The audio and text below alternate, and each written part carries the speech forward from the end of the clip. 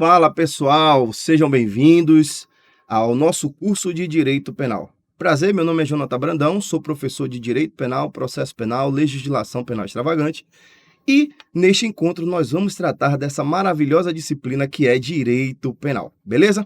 Então assim, sem muita conversa, sem muito papo fiado, aqui a ideia do curso é ir direto ao assunto e direto no que interessa, direto no que você está procurando, que é as informações pertinentes a você gabaritar o seu concurso. Galera, é o seguinte, nesse primeiro encontro, nós vamos trabalhar alguns aspectos gerais ali do direito penal.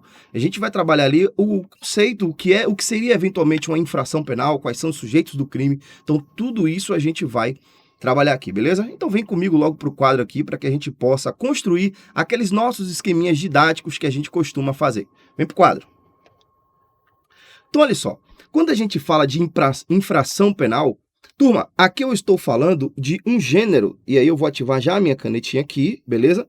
Para que a gente possa delimitar essa ideia de infração penal. Quando eu falo sobre infração penal, eu estou utilizando um critério, veja, eu estou utilizando um critério binário.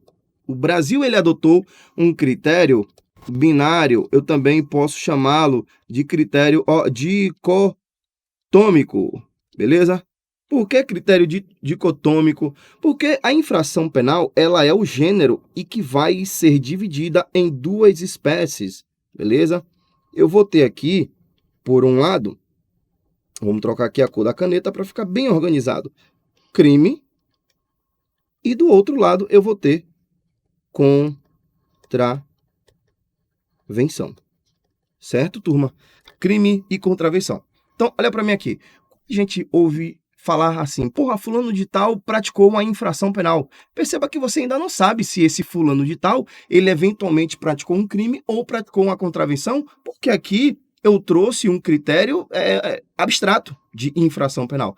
Tranquilidade? Então eu preciso observar algumas informações, e as informações que eu preciso procurar é a seguinte: o que vai diferenciar o crime da contravenção?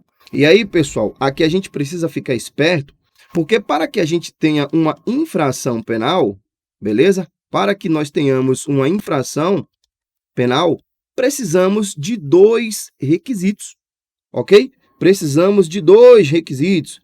E quais são esses dois requisitos, professor? Eu preciso de um preceito, observe, eu preciso de um preceito primário, maravilha?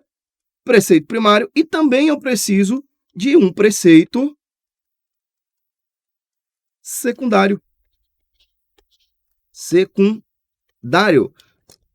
Professor, o que é que isso tem a ver com a diferenciação entre crime e contravenção? Turma, isso tem tudo a ver. Sabe por que isso tem tudo a ver?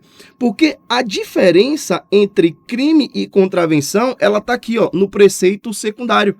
Porque o artigo 1º, observe, o artigo 1º da Lei de Introdução ao Código Penal, é ele que vai trazer essa distinção entre um e outro. O artigo 1º ele vai dizer que quando estivermos falando de crime, olha eu falando do preceito secundário, eu terei responsabilização do agente por meio de pena de detenção ou pena de reclusão. Reclusão. Entretanto, se eu estiver diante de uma contravenção penal, e aí eu vou escrever aqui, ó, contravenção, aí a coisa muda. Aí aqui eu terei uma responsabilização por meio de prisão simples e ou multa, beleza? Ou seja, podendo ser aplicada de forma isolada ou podendo ser aplicada de forma cumulativa. Então perceba que no que diz respeito ao preceito primário, que talvez você ainda fique com dúvida, meu Deus, o que seria esse preceito primário? Galera, preceito primário é a descrição da própria conduta do tipo penal, ok? Então, quando eu tenho a descrição da conduta, eu estou diante do preceito primário. Entretanto, além dessa descrição da conduta, eu preciso da pena combinada a essa conduta. E aqui no preceito secundário, que é a pena combinada à conduta, é que eu vou encontrar a distinção entre crime e contravenção. Difícil isso aí? Não, não é difícil. Então, perceba comigo aqui, eu tenho a infração penal como gênero em que se divide em duas espécies, crime e contravenção. Só que, para que você não possa errar na sua prova, porque eu vejo muito candidato bom, e aqui eu quero olhar para você, para puxar a sua orelha e fazer um estudo mais aprofundado. Eu vejo muito candidato bom errando questão apenas e tão somente porque se atrapalhou ali no sinônimo. Porque, por exemplo, a banca, ao invés de chamar o crime, né, chamar a conduta de crime, ela pode chamar de delito. E aqui no Brasil, crime e delito, estamos falando da mesma coisa. Agora, cuidado. Crime é uma coisa, contravenção é outra. Você acabou de ver isso comigo. Quando falamos de contravenção, eu tenho também alguns sinônimos. Olha só, contravenção eu posso ter aqui, ó, o chamado crime anão. Eu posso também ter aqui, ó, o delito vagabundo. Vagabundo. Ou então também o delito lilipudiano.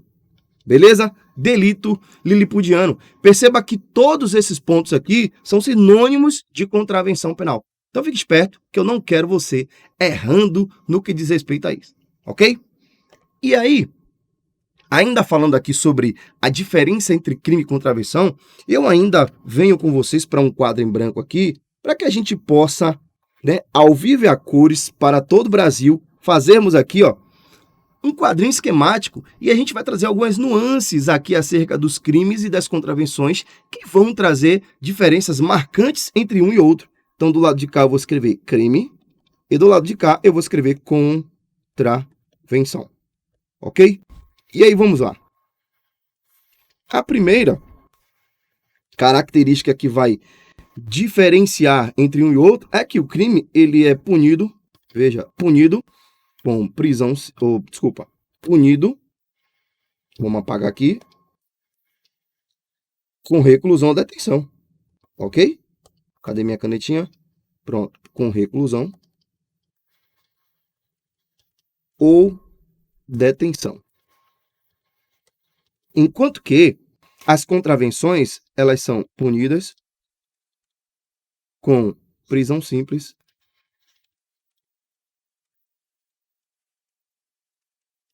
e multa. E a gente sabe que pode ser aplicada de forma isolada ou cumulativa, ok? E eu aí tenho outra diferença marcante. Vamos lá, vamos colocar mais algumas barrinhas aqui. E qual é a outra diferença marcante? Vamos nessa. A pena máxima para o crime, segundo a atualização agora do pacote anticrime, é de 40 anos. Aqui a pena máxima é de 5 anos, beleza? No crime, eu vou afirmar que cabe tentativa. Cabe tentativa. A previsão disso aqui é o artigo 14, inciso 2 do nosso Código Penal. Aqui, observe, não é punível. Não é punível a tentativa. E aqui eu quero bater um papo com vocês. A tentativa. Isso aqui está previsto lá no artigo 4º da Lei das Contravenções Penais. Beleza? Olha para mim aqui. Certa vez, um candidato à prova oral para o concurso de delegado, ele foi questionado no seguinte sentido. Candidato, existe a possibilidade da contravenção ser praticada na modalidade tentada? E o candidato erroneamente afirmou que não. E aí o examinador perguntou ele mais uma vez, candidato, repito, existe a possibilidade da tentativa de uma contravenção penal? E o candidato mais uma vez afirmou que não, erroneamente, porque a gente precisa discernir o seguinte, aqui o que não é possível é a punição pela contravenção na modalidade tentada, mas no caso fático é possível sim que haja a tentativa de uma contravenção penal. Você quer um exemplo? A via de fato, que é aquela espécie de lesão que não deixa marca, puxão de cabelo, né, um beliscão. Então veja que é possível que eu tente praticar essa via de fato.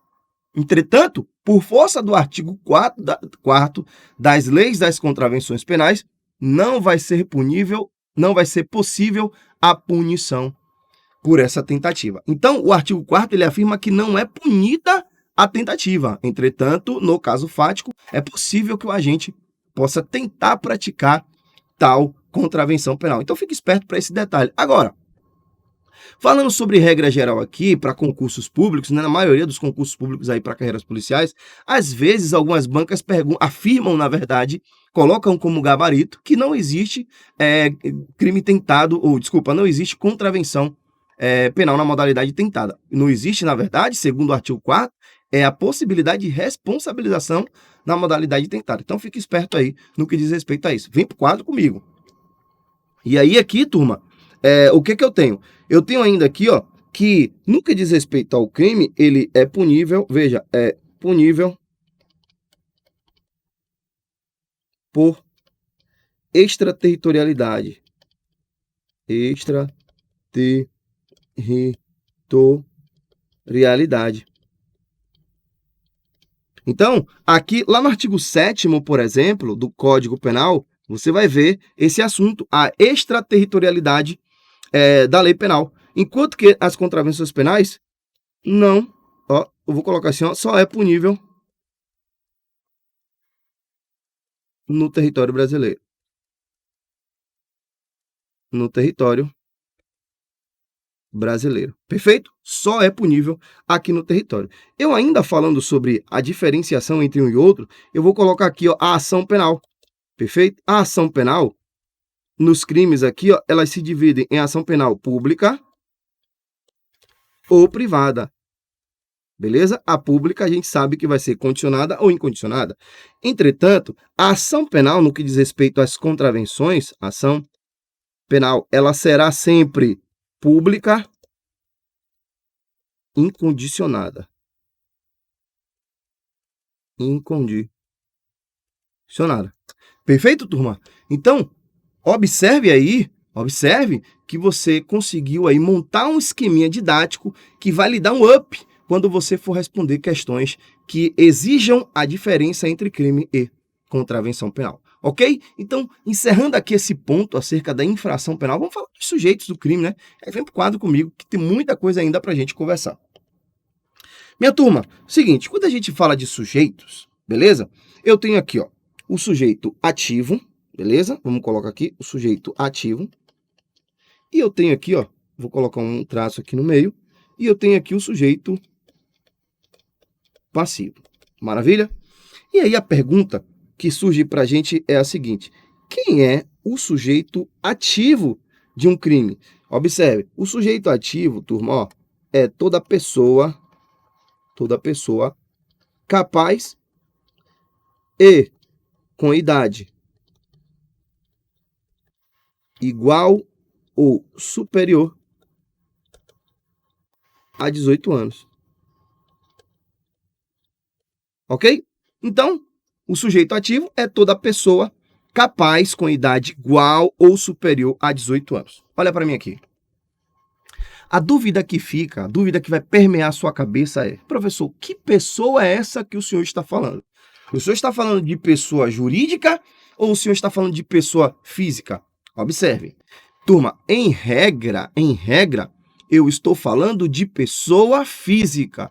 Entretanto, segundo o Supremo Tribunal Federal, beleza? E aqui eu já estou trazendo jurisprudência, o STF, ele trouxe a possibilidade da pessoa jurídica praticar crimes. Entretanto, a pessoa jurídica, ela só pratica os crimes previstos na Lei 9.605 de 98, que é a lei que vai definir os crimes ambientais. Então, fique esperto para essa atualização.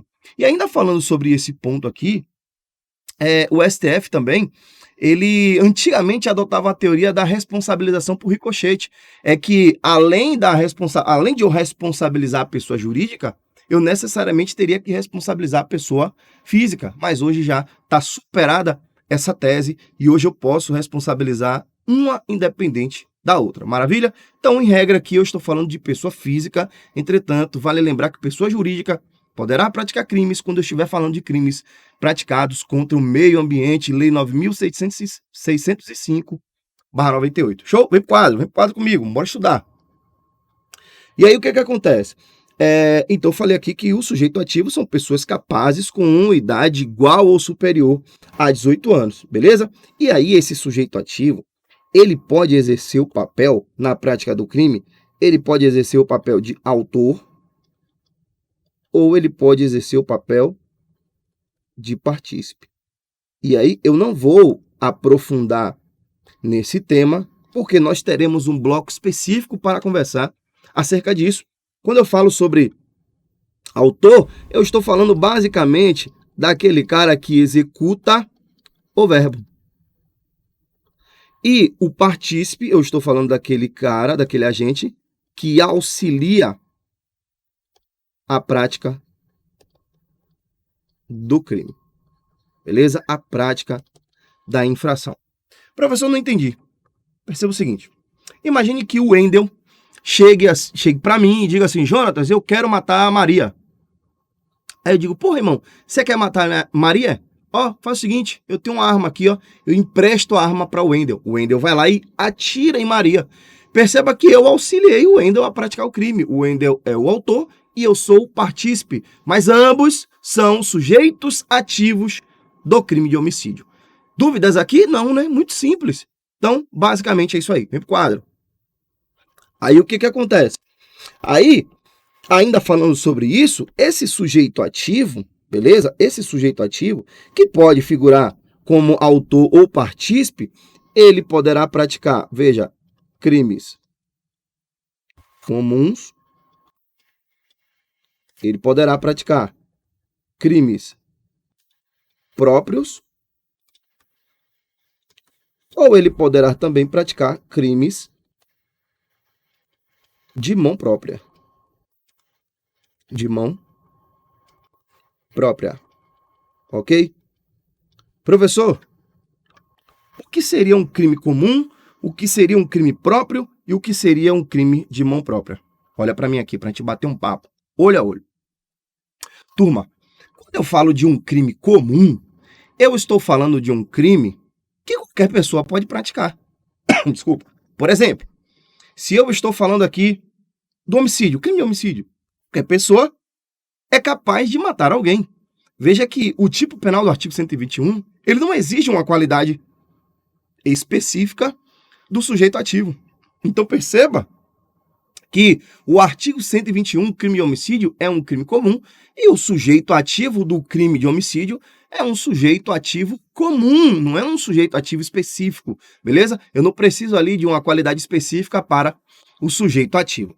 Entretanto, eu tenho crimes que o sujeito ativo, ele precisa ter uma qualidade específica, como, por exemplo, o crime de prevaricação, o crime de corrupção passiva, o crime de peculato. Veja que eu vou ter ali a exigência da condição do sujeito passivo figurando o polo de funcionário público para fins penais, descrito lá no seu artigo 327 e parágrafo 1º também, que vai trazer ali a figura do funcionário público por equiparação.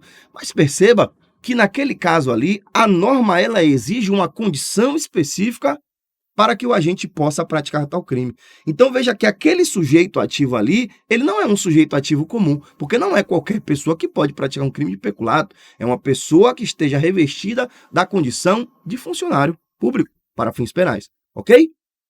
Professor, então significa dizer que o particular não pode praticar esse crime? Claro que pode, mas ele só poderá praticar tal crime se ele estiver agindo em concurso de agentes e no momento oportuno a gente vai destrinchar um pouco mais sobre isso. Por outro lado, eu tenho também os crimes de mão própria, turma.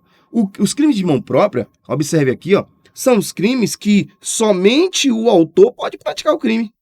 Beleza? Aqui os crimes de mão própria, ó, somente, veja, somente o autor poderá praticá-lo. Como assim, professor? Eu não entendi.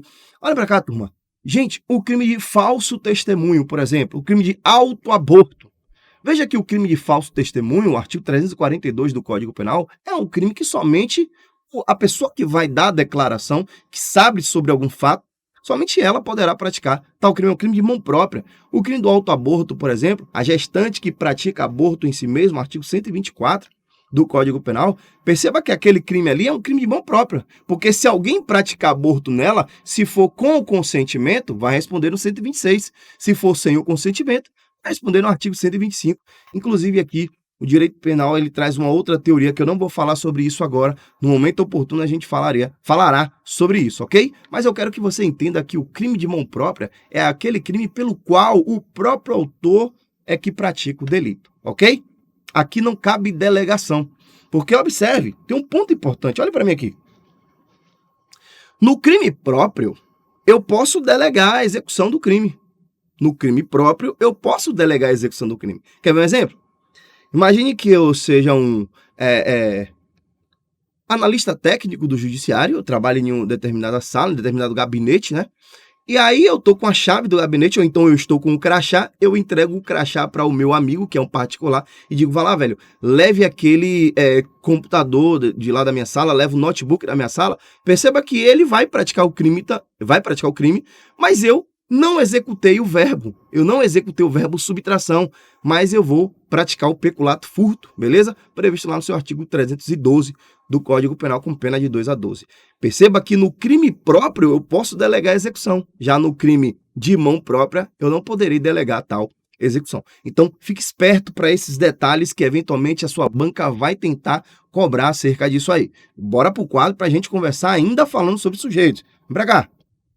E aí, turma, eu tenho aqui crimes comuns, qualquer pessoa pode praticar, crimes próprios, a lei ela vai exigir uma qualidade específica do sujeito ativo, e eu tenho aí os crimes de mão própria que somente o autor poderá praticá-lo, beleza? E aí, por outro lado, eu tenho aqui o sujeito passivo, certo? Eu tenho o sujeito passivo. E quem é esse sujeito passivo? Olha para cá. Deixa eu pegar uma canetinha para colocar de outra cor aqui. O sujeito passivo é a pessoa, veja, pessoa que tem o seu bem jurídico. Opa, não tem acento ali. Vamos lá, deixa eu apagar aqui. Pessoa que tem o seu bem jurídico violado. Beleza? É a pessoa que tem o seu bem jurídico violado, né? O seu bem jurídico ali protegido pela norma violada. E aí, o que eu preciso chamar a atenção dos senhores? Vamos pegar a caneta aqui. Olha só, eu preciso trazer a diferença entre bem jurídico e objeto jurídico. Objeto jurídico. Sabe por quê? Porque, presta atenção aqui, olha para mim aqui. Se eu disser assim para vocês, ó, Jonatas sofreu um crime de homicídio. Jonatas sofreu um crime de homicídio. Eu não acredito muito em superstição. Eu sou desligado dessa ideia de superstição, então eu não vou dizer Deus é mais. Então imagine que eu tenha sido vítima de um crime de homicídio. E aí fazem a pergunta para os senhores, que é a seguinte: quem foi o sujeito passivo no crime de homicídio? Foi quem? Jonatas. Porque foi ele que teve o seu bem jurídico agredido. Ok? Pronto. Agora, se a banca pergunta assim, ó, qual foi o bem jurídico ofendido? O bem jurídico é aquilo que a norma visa proteger. Vou repetir. O bem jurídico é aquilo que a norma visa proteger. No crime de homicídio, o que é que a norma quer proteger? Ela estava tentando proteger a minha vida. Então, o bem jurídico é aquilo que a norma visa proteger. Bem jurídico, vida. Deixa eu conversar isso com vocês, com o quadro aí do lado, para que vocês possam prestar bem atenção. Então, quando eu falo de bem jurídico, eu estou falando daquilo que a norma tem a ideia de proteger. Agora, quando eu falo objeto jurídico é a pessoa ou a coisa que sofre a agressão.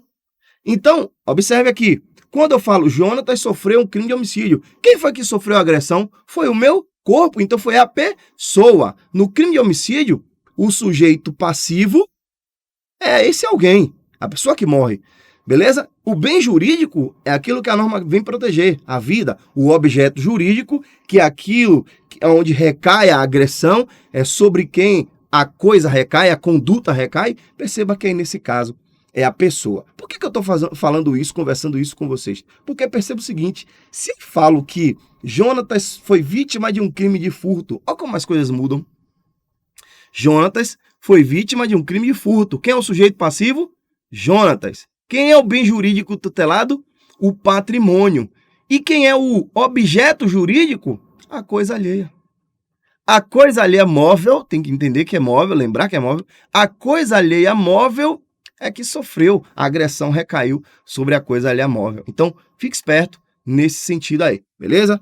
Pessoa jurídica, sujeito passivo, bem jurídico, tutelado e objeto jurídico tutelado. Vem pro quadro comigo.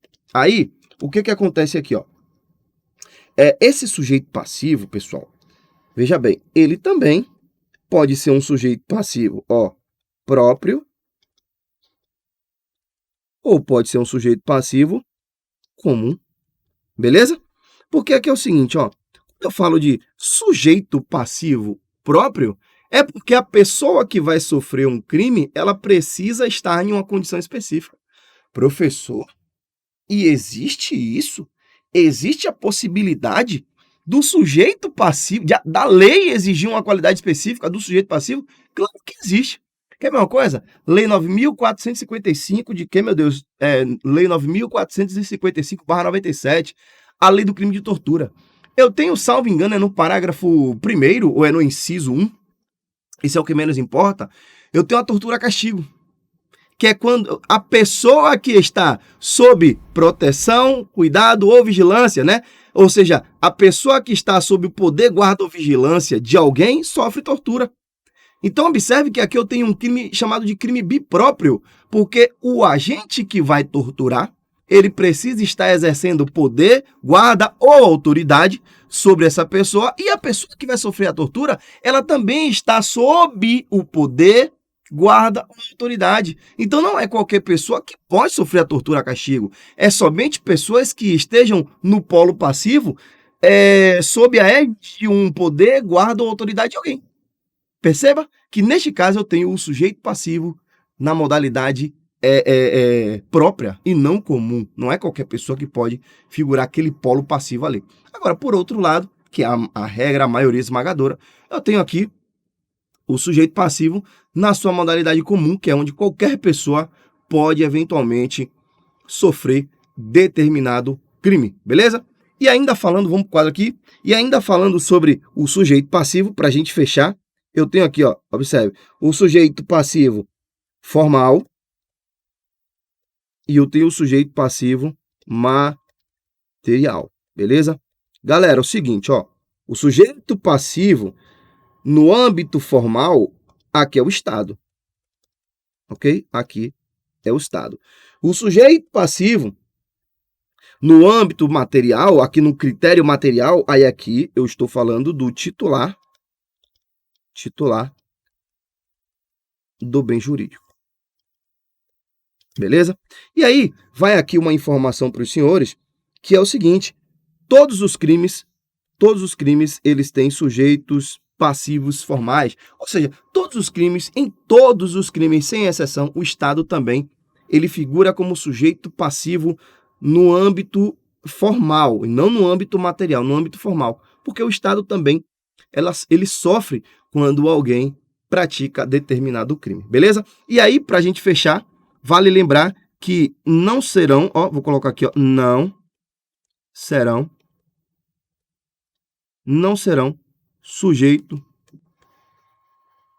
sujeitos passivos, animais e os mortos, beleza? Os mortos. Professor, mas não tem a calúnia contra os mortos? Sim, mas na calúnia contra os mortos, ali quem sofre é a sociedade, e não o morto em si, beleza? O crime de vilipêndio também, quem sofre é a sociedade e não os mortos. Aí, nesses casos, onde a gente tem crimes que não tem um sujeito passivo formal, material, né? Aqui a gente chama de crimes vagos, beleza? Crimes vagos é onde a sociedade é que sofre. E aí, outros exemplos de crimes vagos, eu tenho aí tráfico de drogas, porte ilegal de arma de fogo e dentre outros mais delitos aí, valeu? No mais, galera, esse bloco aqui a gente trabalhou sobre infração penal, sujeitos do crime e no próximo bloco a gente continua falando um pouco mais sobre direito penal. Tamo junto, forte abraço, fica com Deus. Não esqueça nunca, pensar é o exercício da alma.